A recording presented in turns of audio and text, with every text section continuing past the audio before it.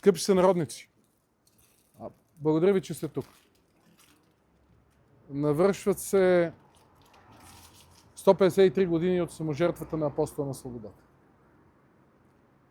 Ще ми е малко неудобно в присъствието на българската част от съвместната мултидисциплинарна експертна комисия по исторически и образователни въпроси да разказвам каквото и да било за Апостола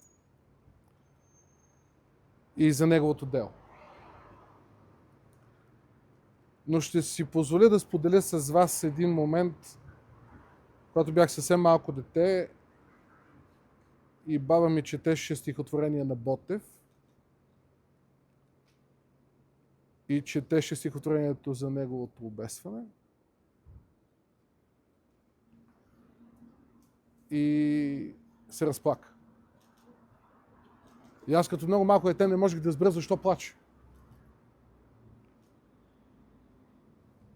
И тогава тя ми разказа, че плаче за един прекрасен човек, който е дал живота си за това аз да живея в свободна държава и да мога свободно да избирам своето бъдеще.